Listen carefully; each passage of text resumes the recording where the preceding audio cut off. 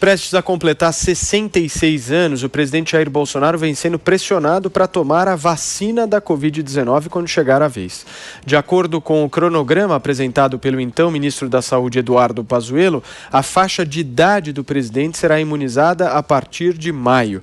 Bolsonaro acumula declarações que colocam as vacinas em xeque e já anunciou que não pretende se vacinar. Mas, segundo a revista Época, o presidente já teria se decidido e entrou na fila da imunização. Marcos Souza, boa notícia essa, hein? Uma ótima notícia, viu, Paulo? Eu espero que o presidente tome mesmo a vacina. Isso seria uma forma de incentivar a população a também buscar o imunizante. É inegável que o Bolsonaro fez muitas bravatas sobre essa questão. Falou que não ia comprar a vacina da China, teve que comprar. Fez a brincadeira que quem tomasse a vacina da Pfizer viraria jacaré.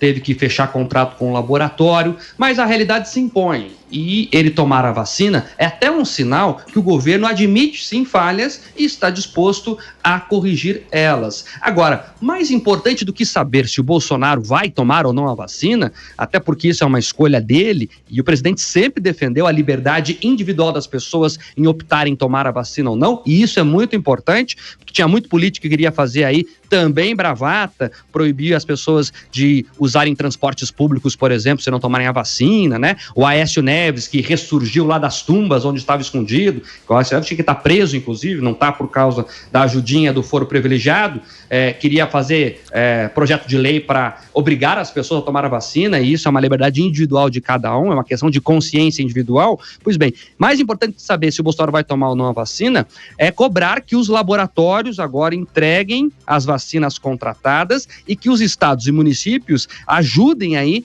na distribuição e na aplicação rápida, o mais rápido possível, dos imunizantes. Esse tem que ser o foco agora. O presidente tomar é uma boa notícia para ele e também para quem segue ele começar a discutir com mais realidade a vacina. Agora, acho um bom ponto esse que o Mark coloca, que o mais importante mesmo dessa notícia que eu falei agora é o processo de vacinação. Agora, minha querida Amanda Klein, eu li que a previsão do ministro Eduardo Pazuello é que o presidente Jair Bolsonaro, por ter 66 anos, se vacinaria em maio. Você acha que essa previsão vai se concretizar? Eu espero que se concretize até antes, né? Ainda mais agora com o novo ministro da Saúde, não sei, é que o Pazuello sempre foi muito ruim de previsão, né? Todos os cronogramas de vacina, aliás, esse foi um dos motivos da queda dele. Todos os cronogramas que ele estipulou, que ele estimou para vacina, simplesmente não se concretizaram. Agora, eu acho importante ressaltar aqui, Paulo, que está em curso uma nítida tentativa de reescrever a história, de vender a imagem de que o presidente Bolsonaro sempre foi a favor da vacina. Mas nós vamos lembrar algumas frases, algumas o Marco já relembrou, que mostram nitidamente que o presidente Bolsonaro era contra a vacina. E a maior prova disso é que naquele dia, acho que 16 ou 17 de janeiro, quando a Anvisa, aquele domingo que a Anvisa aprovou a vacinação, não houve um tweet sequer do presidente Bolsonaro comemorando essa ótima notícia para todos os brasileiros. Então, o que aconteceu? Em outubro do ano passado, o ministro Pazuello queria assinar um protocolo de intenção de compra da Coronavac, o que o presidente Bolsonaro fez no dia seguinte, disse que não iria comprar a vacina chinesa do Dória. Aí falou todos aqueles despautéticos também, de que se alguém tomasse e virasse jacaré, o problema era da pessoa, chega de mimimi, né, porque estão chorando tanto, vai ver se tem vacina na casa da tua mãe. Então, agora, eles querem vender essa imagem de que o presidente Bolsonaro é a favor da vacina e a próxima etapa lógica na construção, na revisão dessa imagem é a vacinação do próprio presidente. Até porque o seu principal adversário eleitoral, o ex-presidente Lula, não só defendeu a vacina e defendeu as regras, as medidas de distanciamento e isolamento social, como tomou a vacina agora no início da semana. Então, o curso natural é que o Bolsonaro faça o mesmo. Ele pode até alegar, de repente, já tive a doença, tive anticorpos, mas a gente sabe que com as novas variantes há um risco maior de reinfecção, né? Essas novas variantes podem enganar o sistema imunológico. Então, está montado aí todo o arcabouço, né? Todo o cenário para que o presidente Bolsonaro se vacine. Eu espero que ele assim o faça, Paulo, porque eu acho que será um belo exemplo e um grande serviço à nação. E aí, Constantino, a Amanda diz que o Bolsonaro está tentando reescrever a história. Você concorda?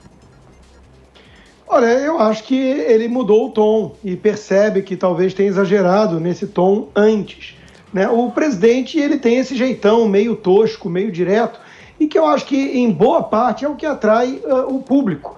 né, cansado, por exemplo, de governadores e políticos marqueteiros demais.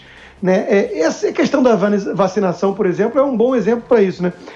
A turma que defende a visão estética de mundo, onde imagem importa muito mais do que ação concreta, né? Que normalmente é uma turma de esquerda que gosta de discursos românticos e tudo mais, eles dão muita importância a isso, né? Ao simbolismo e tudo mais.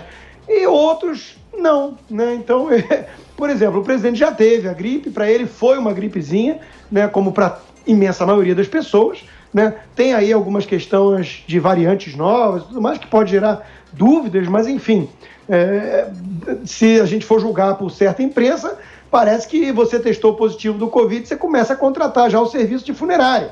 E é óbvio que não é assim, né? Então, existe essa preocupação muito grande com a sinalização de virtude. É por isso que tem governador, por exemplo, que aparece de máscara até no banheiro, se tiver câmera. Se tiver em Miami, aí está na loja sem máscara. Entendeu? Então o povo percebe esse tipo de hipocrisia. Né? Hipocrisia é justamente quem vive de imagem, fala fica em casa, senão você é assassino, e vai jogar bola com os amigos, e vai para o Caribe, vai para a praia. Então, eu acho que o presidente deveria manter uma certa característica dele, que é ser mais genuíno do que essa cambada de políticos hipócritas. Né?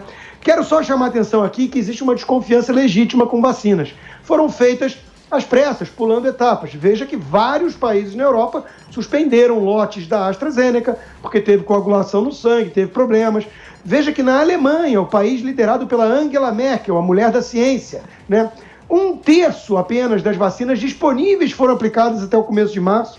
Por quê? Porque o povo desconfiava e desconfia, né? Então não me parece que seja uma responsabilidade direta do Jair Bolsonaro, mas talvez eu esteja equivocado. Talvez seja culpa do Bolsonaro lá na Alemanha também, né? A julgar pela nossa mídia, deve ser. E eu mesmo tomei a minha vacina, meio na dúvida se eu ia, tanto que eu perdi o meu appointment, né? Eu não fazia tanta questão, né? Então eu não acho que é uma coisa de vida ou morte, acho que a imensa maioria deveria avaliar e tomar. Agora, vacinação obrigatória, isso jamais.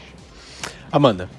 Essa atual etapa da pandemia é uma coisa de vida ou morte, sim, né, Constantino? A gente está arrumando aí para os 280 mil mortes. Se não for a vacina, se não for a imunidade de rebanho por meio da vacinação, como é que a gente vai vencer essa pandemia? Aí é que fica no abre e fecha que vocês tanto criticam para o resto da vida. Você não salva nem a saúde e nem a economia. Então, a vacinação é uma questão de vida ou morte, sim. Hoje, 4 capitais, entre elas o Rio de Janeiro, nossa cidade natal, né, consta minha e sua, teve que interromper de novo a vacinação por falta de doses. Países como os Estados Unidos, que estão vacinando em grande escala, chegam a vacinar quase 3 milhões de pessoas por dia, já vacinaram, sei lá, quase 20% da população, né? Estão num ritmo acelerado, estão conseguindo sair dessa crise e estão conseguindo reabrir. Vários estados estão reabrindo, né? O presidente Biden fez um discurso à nação na semana passada, sinalizando até que o 4 de julho, que é o feriado da independência, o mais importante, um dos mais importantes nos Estados Unidos, finalmente vai poder ser comemorado em família, ou seja, com reunião de poucas pessoas, porque você já tem uma parte vacinada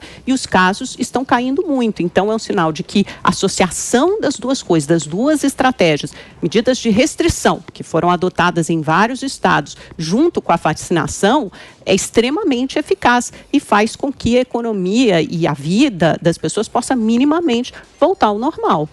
Vai lá, Constantino. Amanda, o Texas aqui abriu já e o Joe Biden foi contra. Agora, deixa eu explicar uma coisa.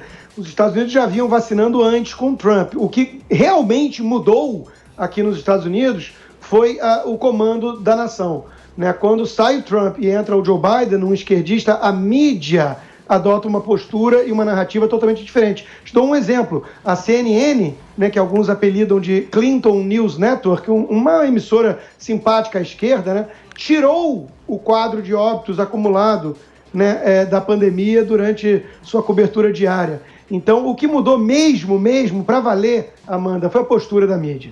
Foi a aceleração da vacinação, né, Constantino? O Trump não conseguiu cumprir a meta dele de vacinar, acho que naquela época eram 20 milhões de pessoas, e o Biden prometeu vacinar 100 milhões em 100 dias, e ele vai ultrapassar essa meta. Não foi o Joe Biden que me vacinou, não, Amanda. Foi o Trump que te vacinou com a vacina. Mas o importante é que você tenha se vacinado. O importante é você... Então, exatamente, né? Com as vacinas compradas pelo Trump, que eu sempre gosto de ressaltar, ele fez uma política pública correta nesse sentido, de comprar com antecedência as vacinas e uma vacinação, um ritmo que foi acelerado agora na administração Biden. Então, a gente está vendo um progresso das coisas.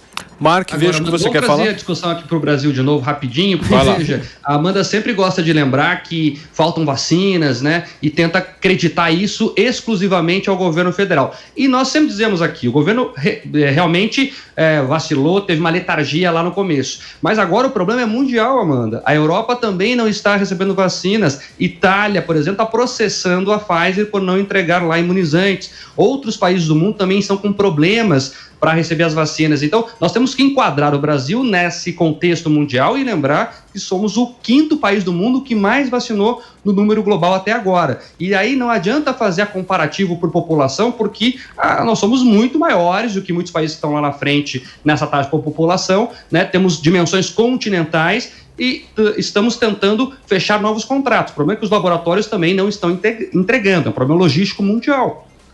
Bom, eu acho que claramente a gente tem um problema. Se a gente tem uma interrupção da vacinação pela segunda vez, por exemplo, no Rio de Janeiro, então claramente a gente tem um problema de falta de dose. Eu acho que você tem um ponto aí, é um problema de demanda mundial, obviamente que é um produto que o mundo inteiro quer, então naturalmente é escasso e também caro, mas por outro lado a gente perdeu chance de fechar o acordo com a Pfizer, por exemplo, lá atrás em agosto. O governo sentou com a mesa na Pfizer em agosto. Então começaram a alegar uma série de justificativas para não comprar vacina, mas o cerne da questão era que o presidente não apostou e não confiou na vacina. Então, ele não fez a política pública adequada. Essa comitiva presidencial, essa comitiva de ministros e do próprio Eduardo Bolsonaro que tiveram em Israel, agora há poucos dias, ouviram do premier Benjamin Netanyahu que a vacinação foi um sucesso em Israel porque ele apostou cedo na compra da vacina da Pfizer e um comitê de inteligência de Israel foi monitorando o desenvolvimento da vacina e falou assim, olha, essa aqui, vou apostar nesse cavalo porque essa aqui tem chance de dar certo. E assim que eles fizeram. Então, é com competência, com gestão. É assim que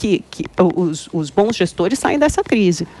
Amanda, mais 2 questões sobre a questão da Pfizer. Primeiro, a Pfizer foi o último laboratório no Brasil que pediu autorização da Anvisa. Então, para negociar, não tinha nem a certeza se a Anvisa ia liberar a vacina aqui. Isso é muito importante, né? Só não se fecha um contrato milionário sem poder comprar realmente o imunizante. E mais, a Pfizer tinha, sim, cláusulas draconianas, leoninas, e o Congresso precisou intervir. Você lembra, um dia depois que a Câmara aprovou o projeto de lei, permitindo, por exemplo, que o governo assinasse um contrato não se responsabilizando, admitindo que a Pfizer não se responsabilizasse por questões adversas, o governo foi lá e assinou o contrato. Então, é importante lembrar que há uma cronologia histórica e que depende de vários atores. Não dá para acreditar só ao Ministério da Saúde ou ao Palácio do Planalto esse problema.